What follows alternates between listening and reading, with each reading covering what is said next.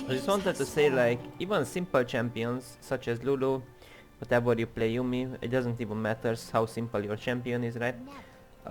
It takes actually skill, it takes knowledge, and don't underestimate these champions, because yes, there is actually definitely a big difference between someone that has a lot of experience with Lulu and someone that just went for timing it. And why do I say that now? Lulu seems to be a really simple champion. I mean, 3 or 4 abilities are point and click, right? So it doesn't seem to be complicated in general, right? It sounds quite straightforward, right? But there are, in fact, different ways to use your kit as Lulu. For example, if you are trying to disengage, you can queue a single champion, right? But if 2 champions are chasing you, you can also split up your queue, right? You can split up, fuck, how the fuck do you even split these things up? You can split up your queues, right? It means you're gonna slow 2 targets and it's easier to disengage, right? You gotta get used to it as well, of course, how to use them correctly, because God knows how do you even use these things? I don't even know, honestly. I guess there is like a way you aim with these, right? So you get like 2 shots of the slows, so it's easier to disengage in general, right? Also, the bolts will deal additional damage if 2 of them hit 1 target, which is totally fine if you wanna focus out a single person, right? Now, from the other hand, what else? Your E, right? You can shield an ally, or you can shield yourself, right? But it takes some reaction time to react to some pokes, like a Serat Q, Serat W. It doesn't even have to on auto attack, right? You need to like continuously like move your mouse in between your champion and the enemy champs, and you have to have like, there is a difference between a Lulu that always shields the Janna W procs and the one that's always late on it, right? Now, another example, right? In short raids, your E is generally better if you use it on the enemy champion than on an allied one, because in some situations, of course, because one auto attack deals 73 damage, one E deals dealing 170, which means it generally deals more damage, right?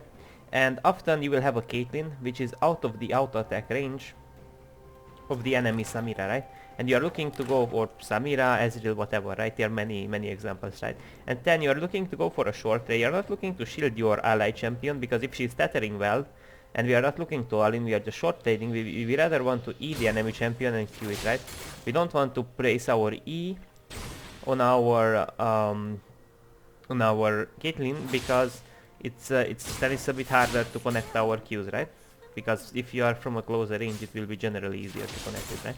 Now, aside of that, your W usage, of course, right? You can use it in many ways. You W yourself, you go from A to B, right?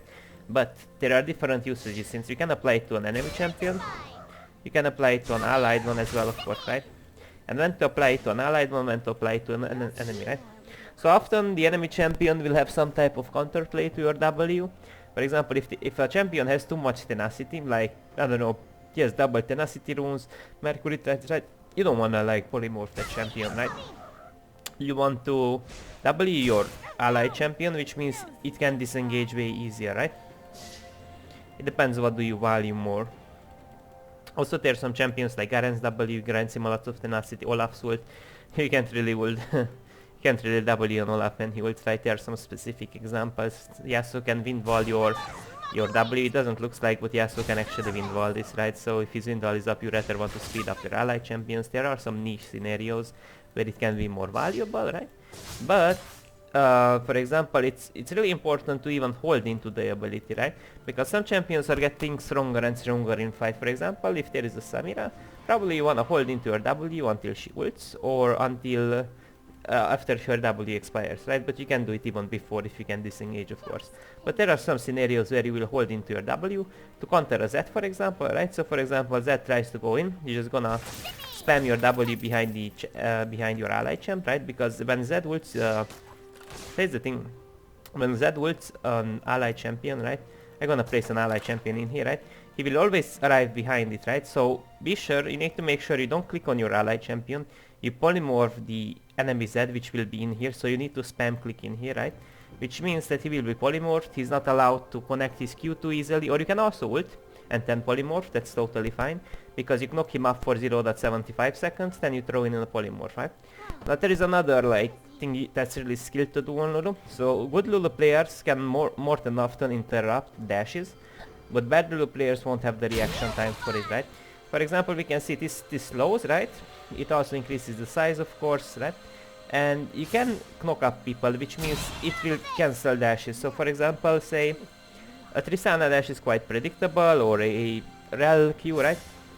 And a lot of dashes don't only provide the, how can I say, they don't only get on top of you, right? For example, Kiana's dash, she only deals damage with it, that's quite basic, right? But Rel's Q, for example, not Q, I mean W, she gets on top of you, she stuns you, right? So it can be more valuable, right? Also some dashes like Tristana's W is really valuable to cancel because it means that she does not get an extra stack on her E. Also she doesn't slow and damages our ally champion, right? So that can provide more, the better reaction time you have on your abilities, the more value it can provide, right? Also sidestepping into supports or using your W protectively in the sense that you're gonna sidestep abilities can help a lot, right? I think there is like a bigger like skill ceiling to like every champion, right? Even to Lulu, right? Now what else should I talk about Lulu? There's the Shurelia, of course. Let's talk a little bit about Shurelia, general item on Lulu, right? Shurelia Moonstone. You gotta, of course, know how to play when you get cooldowns, right? When you get Shurelia. Let's get some gold. So it may be a level as well. It's not really necessary that you get these. Also, Mikhail's Blessing, right? Really good item. You gotta know when to buy it. You gotta know when to go Camp Tank. You gotta know when to go for the rest of the items. If you have an AP, if you have an Ezreal or an AP mage on bot lane, right? And you generally want to go for stuff. You gotta know when to go for stuff, when to go for Ardent, of course, right? Let's buy stuff as well, right? I just buy stuff too. Just like that, right? Just like that. So it's really important to know when to use your Shurelia and when your W is just enough to disengage, right? Because your W applies 39% movement speed plus the motivate, which is like 50, more than 50%, right? And often it's enough to disengage someone. You don't need to give up your Shurelias, right? But sometimes you want to use both of them, right? Now your E also gives the motivate passive, right? Which means that your ally champion will be buffed with movement speed, so you can layer them more correctly. For example, you can E, right? You proc the Shurelia, you proc the Moonstone as well, right? And then you W, not Moonstone, I mean stuff, right? Then you W and you can layer them better. Now if you have Aerie, of course it will proc it. I don't have Aerie because ignore my runes don't matter that much, right? Also in laning phase trades, right? If you play Aerie, it's really important that you auto-attack, you go back in a boost so you can be traded back with auto-attacks. Then you wait until Aerie is back and then you're gonna trade again, right? Or you should aim to shield when your Aerie is up. So I think there are many things to like watch out for even on a Lulu, right? Then again, you have to have a good reaction time on your ult, as I said, on everything basically, right? And also on Mikhail's Blessing, really important, it removes crowd control, right? And it's not the same that you're gonna use your Mikhail's on your ally champion at the beginning of the CC, or you can only react it at the end of it, right? Because it's not the same that a root lasts, I don't know, 1 second. And after 1 second you will get off that Morgana Q or that Lux Q, or you just instantly cleanse as fast as possible, right? So your AD carry can be in movement, right?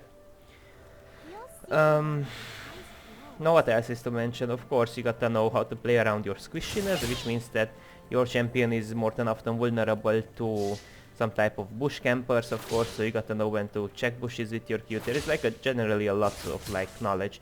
Instead of skill, well, there is some skill, right? There is some level of skill you need on Lulu, on Yumi, right? On more so simple champs, but it's all about how much knowledge do you have about the game, right? Your game knowledge matters really a lot on this champion, right?